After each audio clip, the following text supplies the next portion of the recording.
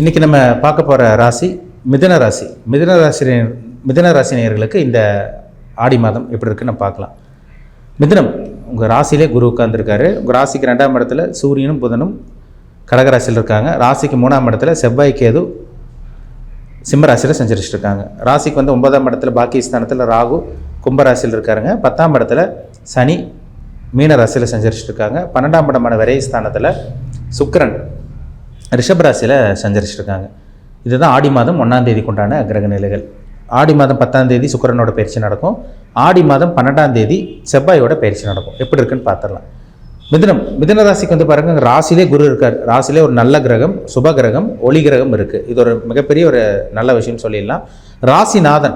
ராசிநாதன் புதன் இங்கே இருக்கார். 2ஆம் இடமான குடும்பம் தனம் பாகிஸ்தானத்தில் உட்கார்ந்துருக்கார். இந்த மாதம் முழுக்க ராசிநாதன் பார்த்திங்கன்னா 2ஆம் இடத்துல இருக்கிறது ஒரு நல்ல ஒரு அமைப்பு தான். உங்களுக்கு எதிர்பார்த்ததெல்லாம் நடக்கும், சரிங்களா? ஆசைப்பட்டதெல்லாம் நிறைவேறும், கவலைப்பட வேண்டாம். ராசிநாதன் 2ஆம் இடத்துல இருக்கார், தனஸ்தானத்தில் இருக்கார். பணத்தை சம்பாதிக்கக்கூடிய அந்த அமைப்பு, அந்த யோகம் உருவாக போது, குடும்பத்தை காப்பாற்ற போகிறீங்க, சொன்னபடி நடக்க போகிறீங்க, எல்லாமே உங்கள் வாழ்க்கையில் இந்த மாதம் நடக்கும். மிதுன ராசி நேயர்களுக்கு எண்ணங்கள், உங்கள் சிந்தனை, ஆசைப்பட்டது, நினச்ச காரியம் எல்லாமே உங்களுக்கு நிறைவேறின்னு சொல்லிடலாம், சரிங்களா? ஏன்னா ராசிநாதன் வலுத்திருக்கார், 2ஆம் இடத்துல குடும்பஸ்தானத்தில் இருக்கார். ஒரு சில பேருக்கு இந்த மாதம் அரசாங்க வேலை கிடைக்கக்கூடிய வாய்ப்பு உருவாங்க. ஏன்னா 2ல் சூரியன் இருக்கிறது ஒரு நல்ல ஒரு அமைப்புன்னு சொல்லிடலாம். 3ஆம் இடத்துல செவ்வாய் கேது தைரியஸ்தானத்தில், வீரியஸ்தானத்தில் செவ்வாய் கேது இருக்கிறது ஒரு நல்ல ஒரு அமைப்பு தான், சரிங்களா? அது இந்த செவ்வாய் வேறு இந்த மாதம் பாருங்கள் 4ஆம் இடத்துக்கு போயிடுவார். அப்போ பார்த்திங்கன்னா வீடு வாங்குறக்க, கடன் வாங்குறது, லோன் அப்ரூவ் ஆகாமல் இருக்கிறதுக்கு லோன் அப்ரூவ் ஆகிடுறது, இந்த மாதிரி விஷயங்கள்லாம் கிடைக்கும். உங்களுக்கு நல்லபடியாக பயன்படுத்திக்கிங்க. இன்னொரு சின்னதாக ஒரு நெகட்டிவ் என்னென்னா, அம்மாவோட ஆரோக்கியத்தில் மட்டும் கொஞ்சம் பிரச்சனை வரும். ஏன்னா செவ்வாய் 4ஆம் இடத்துல இருக்கார், சனி 4ஆம் இடத்தை பார்க்குறாரு. அப்போ இந்த மாதம் தாயாரோட உடல் ஆரோக்கியத்தில் சிறு பாதிப்பு, சிறு பிரச்சனைகள், பிபி, கொலஸ்ட்ரால் அதிகமாகுது, பிளட்டு ரத்த சம்மந்தப்பட்ட பிரச்சனைகள் வருது, அம்மாவோட ஹெல்த்தில் பிரச்சனை வர்றதுக்கு வாய்ப்பு அதிகமாக இருக்குது. கொஞ்சம் பார்த்துக்குங்க, சரிங்களா? மற்றபடி நீங்கள் முயற்சி பண்ணுறதெல்லாம் உங்களுக்கு நல்லபடியாக நடந்துருங்க. எடுத்து வைக்கிற ஒவ்வொரு முயற்சியும், ஒவ்வொரு ஏதோ ஒரு காரியத்துக்காக முயற்சி பண்ணிகிட்டு இருப்பீங்க, நடக்காமல் இருந்திருக்கும், தடையாக இருக்கும். இந்த மாதம் நினச்ச காரியம் உங்களுக்கு நடக்கக்கூடிய வாய்ப்பு உருவாகும். ஒரு அருமையான ஒரு மாதம் சொல்லிடலாம். 2ஆம் இடத்துல சூரியன் இருக்கிறனால இது ஒரு நல்ல ஒரு அமைப்புங்க. உங்களுக்கு வருமானம் கிடைக்கிறது, பணத்தை சம்பாதிக்கிறது, அரசாங்க வேலை ஒரு சில பேத்துக்கு திடீர்னு நினச்சி பார்க்க முடியாத அளவுக்கு ஒரு சில விஷயங்கள், நல்ல விஷயங்கள்லாம் நடந்துடும். ஏன்னா எதிர்பார்த்துருக்க மாட்டீங்க, நம்மளுக்கெல்லாம் கவர்மெண்ட் ஜாப் கிடைக்குமான்னு. ஒரு சில மிதுன ராசினியர்களுக்கு இந்த மாதம் அரசாங்க வேலை கிடைக்கக்கூடிய வாய்ப்பும் உருவாகும். ஒரு சில பேத்துக்கு கண் சம்பந்தமான பிரச்சனை வரும். 2ல் சூரியன் வந்தாலே கண் சம்பந்தமான பிரச்சனை, பல் சம்பந்தமான பிரச்சனை வரும். அதனால் அந்த விஷயத்தில் மட்டும் கொஞ்சம் கேர்ஃபுல்லாக இருங்க. 9ல் ராகு இருக்கிறனால தந்தையோட ஆரோக்கியத்திலும் சிறு பாதிப்பு வந்தால் கூட அது குரு பார்வை ஈடுகட்டிடும், சரி செஞ்சிடும், சரிங்களா?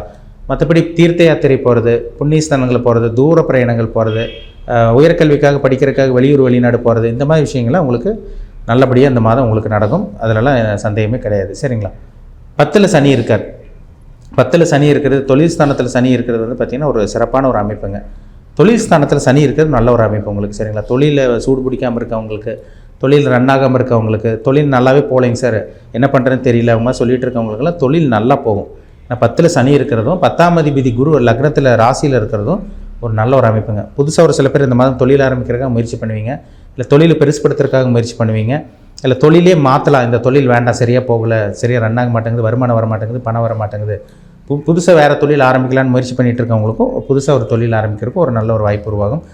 கூட்டு தொழில் பண்ணிகிட்டு இருக்கவங்களுக்கு ரொம்ப நல்லா இருக்குங்க. ஏன்னா 7ஆம் அதிபதி குரு ராசியில் இருக்கார், அதுவும் உங்களுக்கு ஒரு சிறப்பான ஒரு அமைப்பாக இருக்கும். திருமணத்துக்காக முயற்சி பண்ணிகிட்டு இருக்கவங்களுக்கு முயற்சி பண்ணுங்கள். ஆடி மாதம் பார்க்க வேண்டாம், முயற்சி பண்ணுங்கள். ஏதோ ஒரு நல்ல ஒரு வரன் உங்களுக்கு கண்டிப்பாக உங்களுக்கு மனசுக்கு பிடிச்ச வரனா அப்படியே கிடச்சிடும், தேடி வந்துடும். நல்ல ஜாதகம் செட் ஆகுதான்னு பாருங்கள், கண்டிப்பாக ஒரு நல்ல வரன் வந்துடும் உங்களுக்கு. 12ஆம் இடத்துல சுக்கிரன், உங்கள் ராசிக்கு சுக்கிரன் வந்துடுவார். எப்போது? 10ஆம் தேதி. அப்போ 5ஆம் அதிபதி 12ஆம் இடத்துல மறைஞ்சிருந்தாலும் உங்களுக்கு ராசியில் வர்றது ஒரு நல்ல ஒரு யோகம் சொல்லலாம்.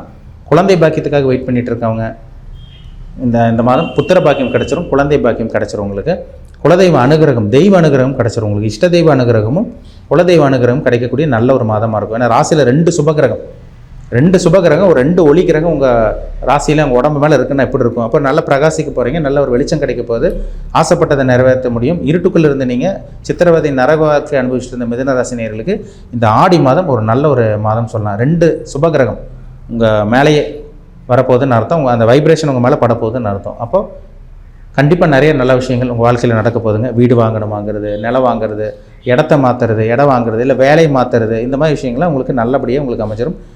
இதெல்லாமே உங்களுக்கு சாதகமான ஒரு அமைப்புன்னு சொல்லலாம், சரிங்களா? சுய ஜாதகத்தில் நல்ல தசாபுத்தி, நல்ல ஒரு யோகமான தசாபுத்தி நடந்துச்சுன்னா கண்டிப்பாக உங்களுக்கு ஒரு நல்ல ஒரு வாழ்க்கை அமையுங்கிறதுல சந்தேகமே கிடையாது. ஏன்னா ராசியில் குரு இருக்கிறது ஒரு பக்க பலம், உங்களுக்கு சுக்கிரன் வர்றது ஒரு மிகப்பெரிய பலம், ராசிநாதன் நல்லா இருக்கிறது அதை விட ஒரு ப்ளஸ் பாயிண்ட்டுன்னு சொல்லிடலாம். நல்ல ஒரு சில விஷயங்கள் வாழ்க்கையில் நீங்கள் அனுபவிக்க போகிறீங்கன்னு சொல்லலாம். சனி 10ல் இருக்கிறனால பழைய பொருள் சம்மந்தப்பட்டது, மெதுவாக செய்யக்கூடிய தொழில் இருக்கவங்க, எண்ணெய் வியாபாரம் பண்ணிகிட்டு இருக்கவங்க, இரும்பு சம்மந்தப்பட்டது, அழுக்கில் வேலைப்பட்டிருக்கவங்க எல்லாமே சனி 10 இதுதான். அக்ரிகல்ச்சர் விவசாயம் பண்ணிகிட்டு இருக்கவங்களுக்கெல்லாம் இந்த மாதம் ஒரு சிறப்பான ஒரு யோகமான ஒரு நல்ல ஒரு அமைப்புன்னு சொல்லிடலாம். ராசிநாதன் நல்லா இருக்கார், ராசியில் குரு இருக்கார், சுக்கிரன் இருக்கிறனால வருமானம் வரக்கூடிய நல்ல ஒரு மாதமாக, தொழிலில் நல்ல ஒரு முன்னேற்றம் தரக்கூடிய ஒரு மாதமாக, வேலை இல்லாமல் இருக்கவங்களுக்கு வேலை கிடைக்கக்கூடிய ஒரு நல்ல ஒரு மாதமாக இந்த மாதம் நிச்சயமாக மிதுனராசி நேயர்களுக்கு அமையுங்கிறதுல டவுட்டே கிடையாது. வாகனம் வாங்க போகிறீங்க, ஒரு சில பேர் வீடு கட்ட போகிறீங்க, நிலம் வாங்க போகிறீங்க, இந்த மாதிரி விஷயங்கள்லாம் உங்கள் வாழ்க்கையில் நல்லபடியாக நடந்துடும். அதுக்கு உங்கள் ஜாதகம் சப்போர்ட் பண்ணணும். ஜாதகம் நல்லா இருந்தால் தான் நான் சொன்ன விஷயங்கள்லாம் உங்களுக்கு நடக்கும். ஏன்னா ராசி பலன்கிறது பொதுவாக நம்ம பார்க்குறது வான்மண்டலத்தில் கிரகங்கள் எப்படி இருக்குன்னு பார்த்துட்ருக்கோம். இதெல்லாமே உங்களுக்கு சாதகமாக தான் இருக்குது. இந்த மாதம் பொது பலன் பார்க்கும்போது நல்லா இருக்குது. 15லேருந்து 20% பேசும் பொது பலன். உங்கள் பிறப்பு ஜாதகத்தில் என்ன தசாபுத்தி போயிட்டுருக்கோ அதுக்கு தகுந்த மாதிரி தான் மெஜாரிட்டி அதுதான் உங்களுக்கு 80லேருந்து 85% மேட்ச் பண்ணால் தான் நம்ம 100% துல்லியமாக தெரியும் என்ன நடக்குது, இனிமேல் எப்படி இருக்கும், லைஃப் எப்படி இருக்கும் நம்ம தெரிஞ்சுக்க முடியும். ஆனால் அந்த பொது பலனாக பார்க்கும்போது இந்த ஆடி மாதம் பொதுவாகவே மிதுன ராசிக்காரங்களுக்கு நல்லா இருக்குங்கிறதுல சந்தேகமே கிடையாது. நல்ல விதமாக பயன்படுத்திக்கோங்க.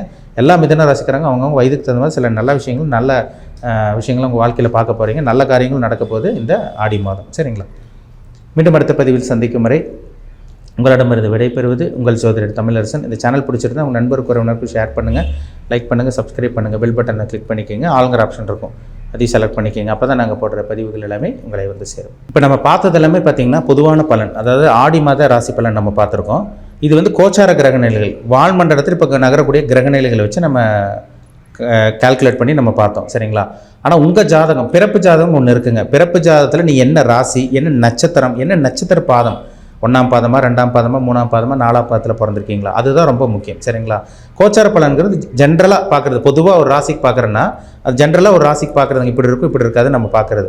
பிறப்பு ஜாதகங்கிறது தனி மனிதனுடைய விஷயம். சரிங்களா? தனிப்பட்ட மனுஷனோட இதில் தான் ஜாதகத்தில் தெரியும் அவங்களுக்கு என்ன நடந்துட்டு இருக்கு, அவங்களுக்கு பாசிட்டிவாக நெகட்டிவாக துல்லியமாக தெரிஞ்சுக்க முடியும். கோச்சார பலன் ஜென்ரலாக பார்க்குறது. துல்லியமாக அக்யூரேட்டாக தெரிஞ்சுக்கணுன்னா உங்கள் பிறப்பு ஜாதகத்தை பார்த்தா தான் தெரியும் என்ன தசாபுத்தி, என்ன கிரகங்கள் உங்களை இயக்கிட்டு இருக்குது, உங்களுக்கு சாதகமான தசாபுத்தியா, உங்களுக்கு பாதகமான கிரகத்தோட தசாபுத்தியா, இதெல்லாம் பார்த்தா தான் துல்லியமாக சொல்ல முடியும். சரிங்களா? கோச்சார பலன் 15லேருந்து 20% பேசும்.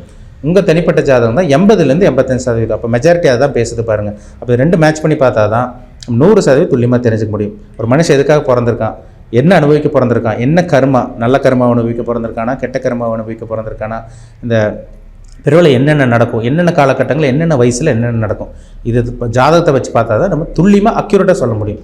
உங்கள் பிறப்பு ஜாதகம் பாருங்கள், ரொம்ப முக்கியம். சரிங்களா? ஜாதகத்தை மீறி கோச்சார பலன் வேலை செய்யாது. கோச்சார பலனும் நல்லா இருந்து ஜாதகமும் நல்லா இருந்துச்சுன்னா கண்டிப்பாக நீங்கள் கொடுத்து வச்சவங்களாக தான் இருப்பீங்க. 100% நல்ல விஷயங்களை அனுபவிக்க போகிறீங்கன்னு அர்த்தம். அதுதான் உண்மை. சரிங்களா? நம்ம வந்து பார்த்திங்கன்னா இந்த கோச்சார பலனெல்லாம் பார்த்துட்டு இருக்கிறது வந்து பார்த்திங்கன்னா எல்லாத்துக்குமே செட் ஆகிடாது. சரிங்களா? ஒரு சில பேருக்கு செட் ஆகும், ஒரு சில பேருக்கு நீங்கள் சொல்கிறது அப்படியே நடக்குதுங்க சார், நீங்கள் சொல்கிறது நடக்குதுன்னு சொல்லுவீங்க. ஒரு சில பேருக்கு வந்து நான் சொல்கிறது அப்படியே ஆப்போசிட்டாக இருக்கும். நீங்கள் சொல்கிறீங்க சார் அது நடக்க மாட்டேங்குது, ஒவ்வொருத்தரும் ஒரு மாதிரி சொல்கிறாங்க, ஒவ்வொருத்தரும் ஒரு மாதிரி சொல்கிறாங்க, யார் பேச்சு கேட்குறதுன்னு எங்களுக்கு தெரியல, எல்லாம் போட்டு ஒவ்வொரு ராசி பலன் சொல்கிறாங்கன்னு ஒரு சில பேர் சொல்லிட்டு இருக்கீங்க. அது பொதுவான பலனுங்க. பொதுவான பலன் அப்படி தான் இருக்கும். சரிங்களா? உங்கள் பிறப்பு ஜாதகம், தனி மனிதனுடைய ஜாதகம் பார்த்தா தான் நீங்கள் என்ன லக்னத்தில் பிறந்திருக்கீங்க, உங்களுக்கு பூர்வ புண்ணியாதிபதி எப்படி இருக்கார், 5ஆம் அதிபதி எப்படி இருக்கார், பாக்கியாதிபதி எப்படி இருக்கார், முக்கியமாக சொல்லப்போனால் லக்னாதிபதி எப்படி இருக்கார். லக்னாதிபதி நல்லா இருந்தால் தான் ஒரு மனுஷன் முழுமையாக இயங்க முடியும். அவங்க அழகாக இருக்கட்டும், அறிவாக இருக்கட்டும், திறமையாக இருக்கட்டும், என்ன வேணால் இருக்கட்டும், லக்னாதிபதி நல்லா இருந்தால் தான் யோகத்தை முழுசாக அனுபவிக்க முடியும். லக்னாதிபதி கெட்டு போச்சுன்னா நீங்கள் அனுபவிக்க முடியாத வாழ்க்கையை உங்களை வச்சு அடுத்தவங்க அனுபவிச்சு போயிட்டே இருப்பாங்க. ஏணி படிக்கட்டு மாதிரி அவங்க ஏறிட்டு போயிட்டே இருப்பாங்க. உங்களால் அனுபவிக்க முடியாது.